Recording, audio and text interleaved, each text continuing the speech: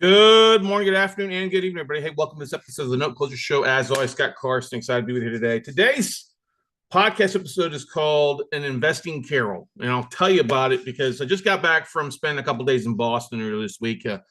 Went up and spent a couple days with Chris Prefontaine, Zach Beach, Nick Prefontaine, and the whole Smart Real Estate Coach team up there for their two-day event on creative financing.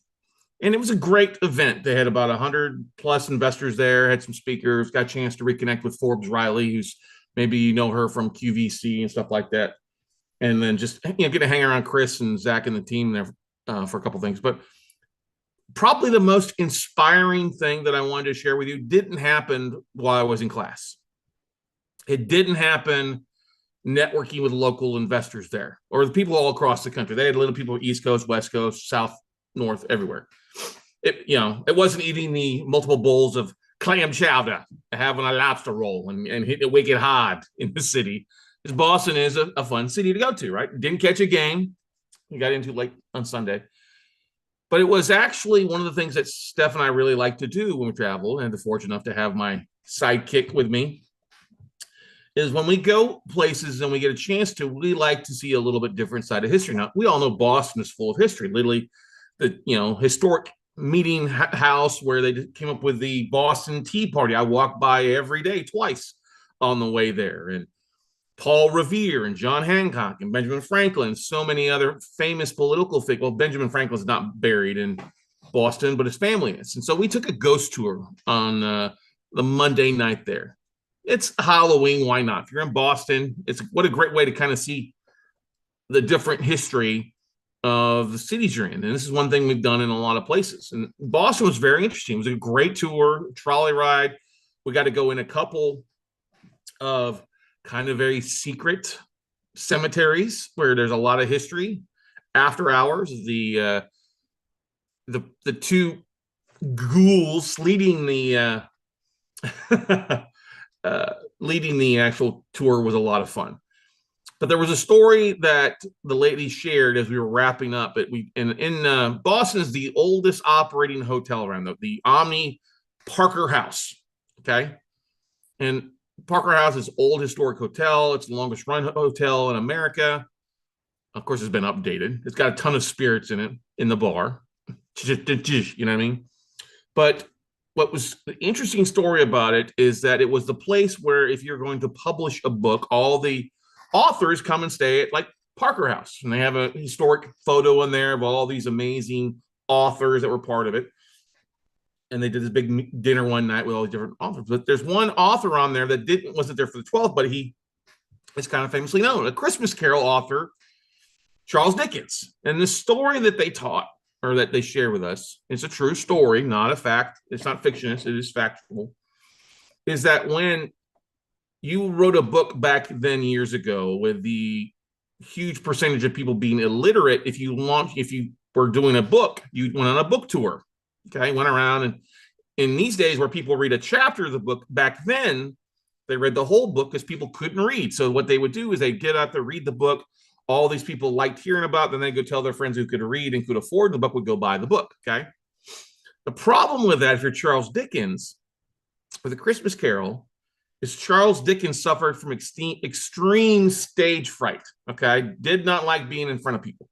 How many of us can feel that way? I mean, that's like one of the biggest fears out there. And I know many of our students out there, whether they're our coaching students or people are watching this or people looking to get into invest or just fact being realtors, investors, you're scared to get up and tell your story, your investing story, your investing carol. Okay. And the story that they taught was that when Dickens was launching his book tour, before he got out on the road, he went and checked into this room. I think it was 337 or 334. They still have the door to the room behind glass there is kind of cool downstairs by the gym. 303. 303, thank you. Steph listening. So anyway, but what he did is he checked himself into room 303 at the Parker House. And then get this, he started reading the book in front of a mirror. And to read A Christmas Carol, it takes about 6 hours, okay, from start to finish. That's a long time, but especially if you're introverted, can you imagine the fear, the stress? Yeah, he probably about shit himself or pissed himself so being so fearful. Okay. But he knew that, so he faced his fears. Now he didn't face it for just a couple days. This cat practiced it for 8 hours a day for 5 months straight before he ever went out. Now, of course, at the end of 5 months, he was pretty good. He's more comfortable. He had some props he would bring into it, other sounds. He got to be better at practicing his craft and telling people about the story, right? We've all heard the story. I mean, it's one of the most famous stories around Christmas, besides obviously the birth of Jesus Christ. You know what I mean? The three wise men, you know what I mean? And so that really dawned on me. That really, like, ba-ding, hit a tuning fork in my mind, right? Because he would then go out and he gave that 6 hour, 8 hour presentation 112 or 120 times across the country after practicing for 5 months straight. And the interesting thing, they still have the mirror that he practiced in. And they have that. You come into the Parker House and you go up onto the second floor, the mezzanine level. It's right by the restrooms. And it's literally there by the elevator. And you can go see and take a picture. We got a picture of it. And you know, it's rumored that if you go in there and say his name 3 times, Charles Dickens, Charles Dickens, Charles Dickens, you'll look like an idiot because nothing happens. It's not like Bloody Mary or Candyman. But anyway, it is such an amazing hotel. That's, like I said, that story. Can you imagine thinking about that?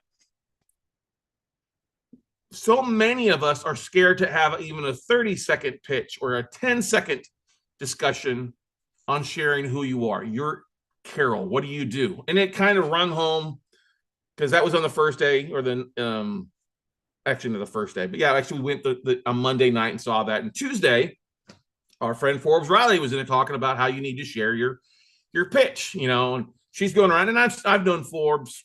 I won't say we know each other like friends, not like that, but she recognized me, and it's been a while since we've seen each other. And she came up, actually drew on me to get up and ask me who I was. I'm like, oh, I'm the note guy. I'm known as the note guy. My name is Scott Carson, known as the note guy all across the country because I help investors find amazing deals in distressed debt.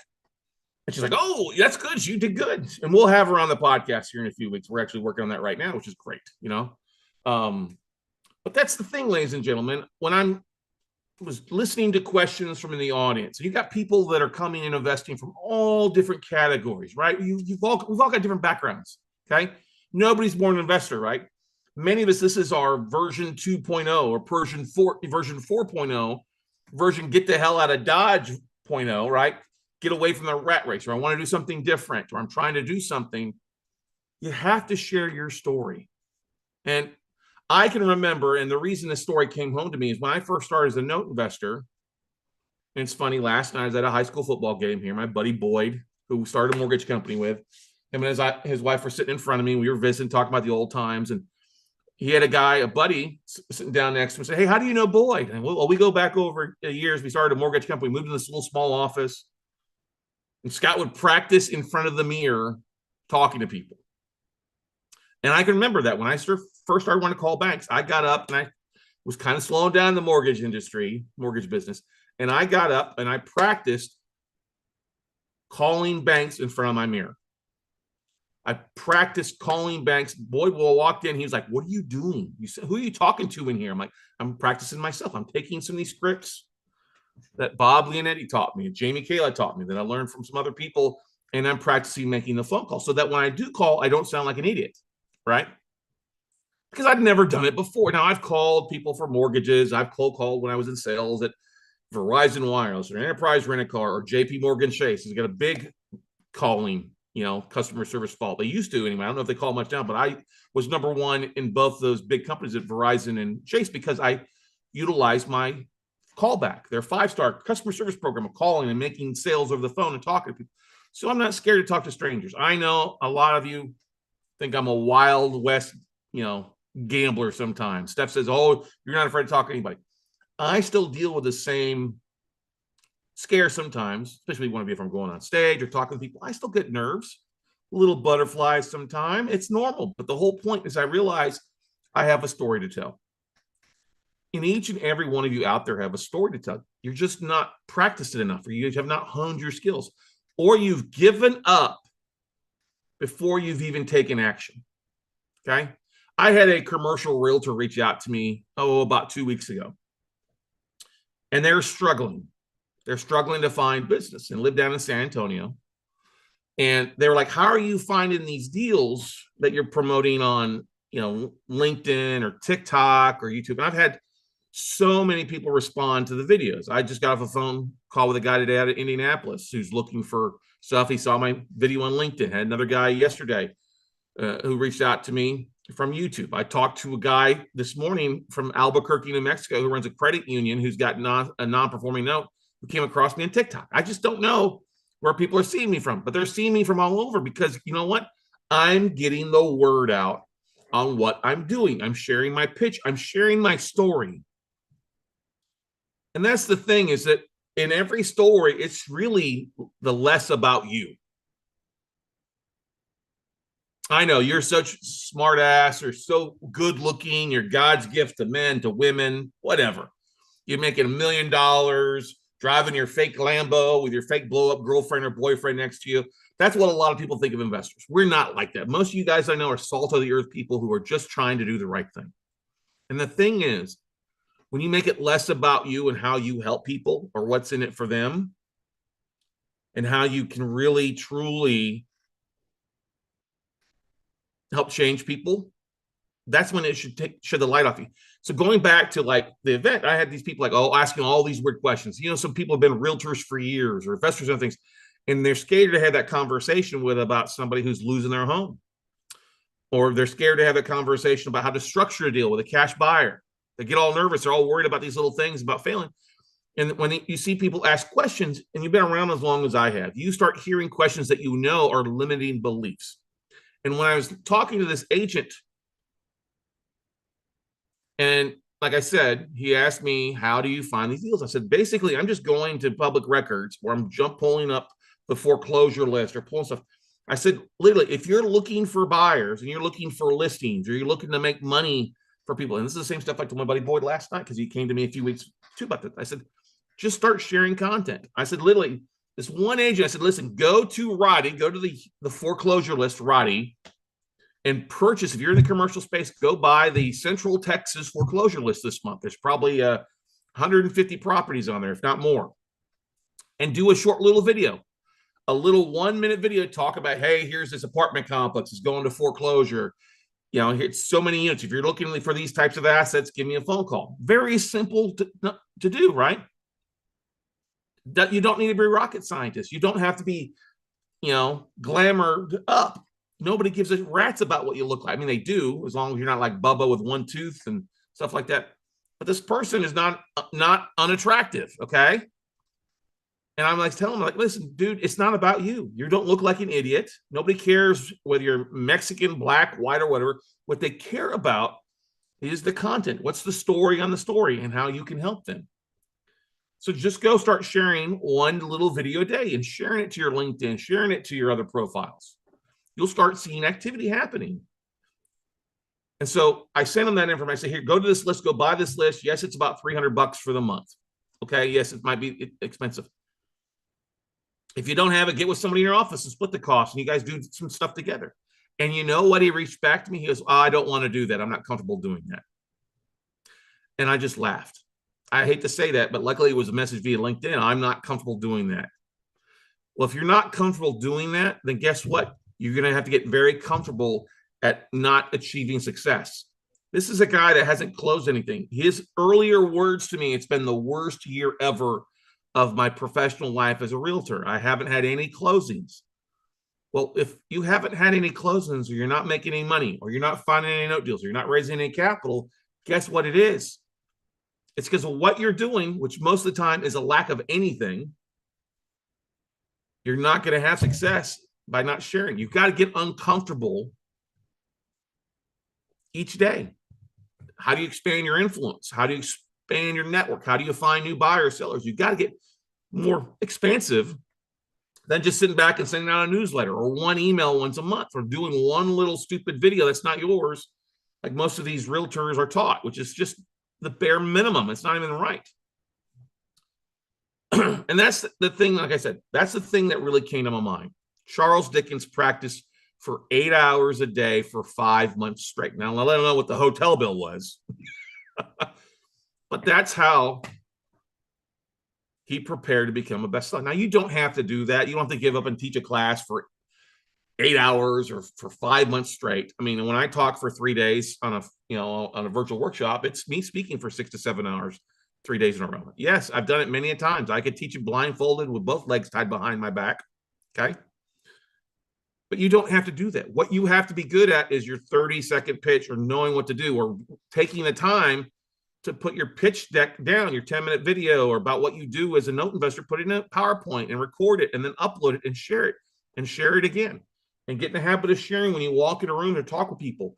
Hey, I'm a note investor. I'm a note guy, or I'm a real estate investor, or I help people make above average returns.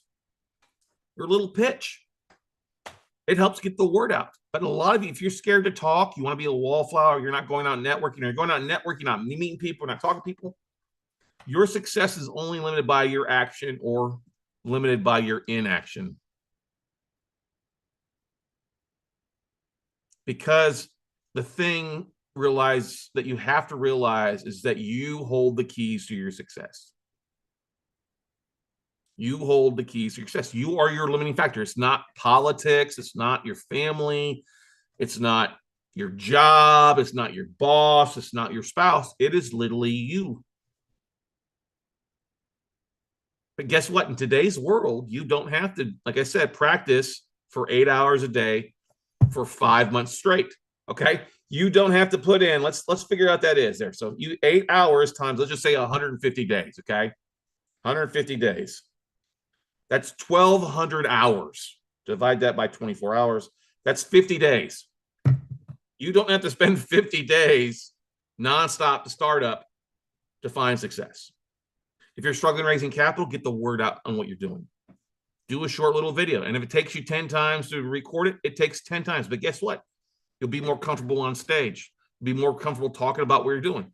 Yes, the first videos, the first promotions, the first discussions of what you're talking about, you're not going to be comfortable because you haven't done it before. It's a muscle that you have to work out. You're going to get better at it over time.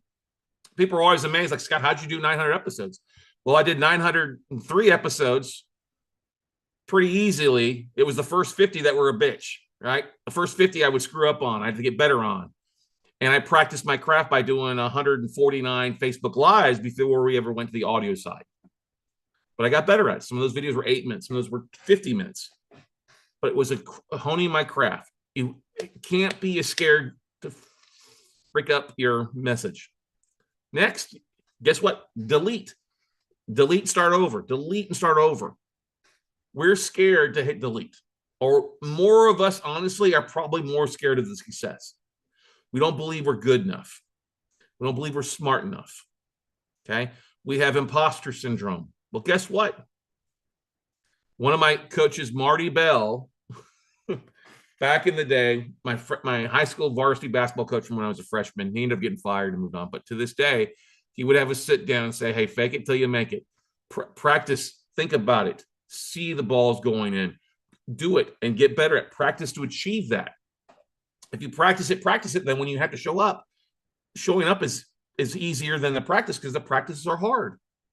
I mean, if you look at any professional sports team that's going on to win a championship, I guarantee you, here's the one thing that they do. They will all say that they practice like it was game time. And that practice, especially some of these teams, practice was harder than the actual game.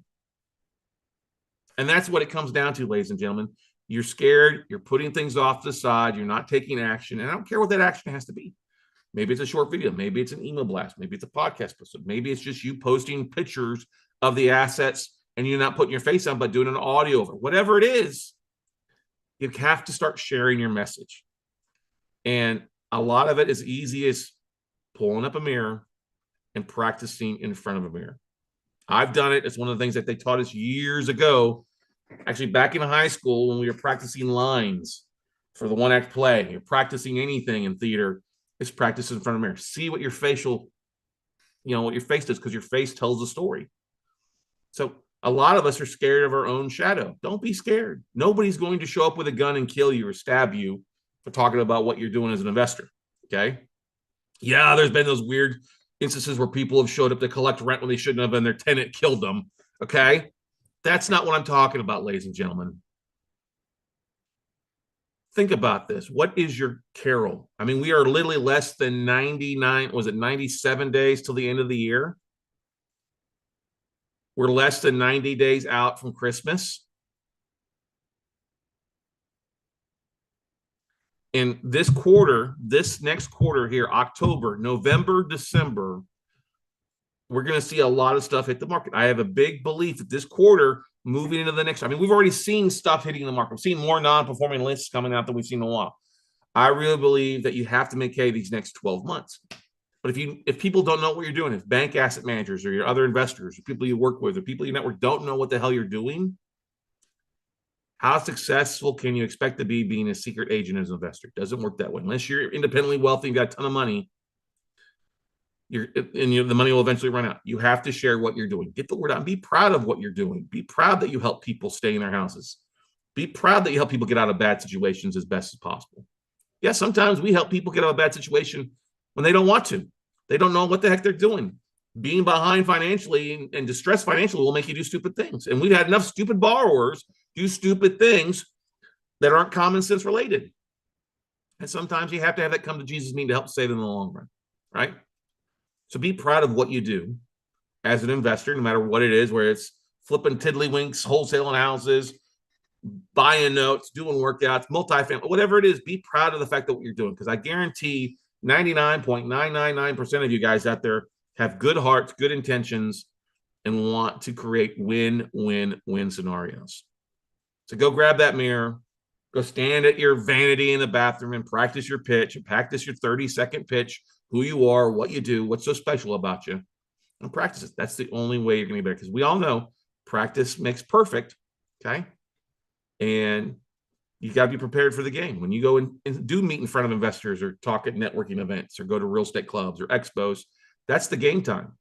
If you're unprepared for that, you will flounder. You will not say anything and you'll look like an idiot. And that's what we're all scared of, right? Looking like an idiot. Well, guess what? Go practice in front of a mirror and look like an idiot in front of a mirror to you. You can do this. You can handle it. You can go kick ass and take names. And I believe you that you can. You can create your own investor success story, your own investment Carol, and build a following or an investment company or cash flow that maybe you've never dreamed of. And it all starts with 3 little letters. Y-O-U. Why not you? You deserve this if you will just step up and get uncomfortable and practice it. If you're unwilling to take these actions, then you need to go get a job. You need to go do something else and say goodbye to any dream that you've ever had. But if you have kids, would you ever tell your kids not to do something? Oh, it's uncomfortable. Give up. No. You tell them, keep at it, keep trying. It will get easier. Don't fall in that stinking thinking between your ears that so many people do. Oh, I'm not good enough. I'm not smart enough. I'm not comfortable to doing this. Well, guess what? Then continue to be a broke ass. Okay? Go be broker as a broker instead of being richer and being outside your comfort zone. Because here's the thing, ladies and gentlemen, this is one of the rules out there.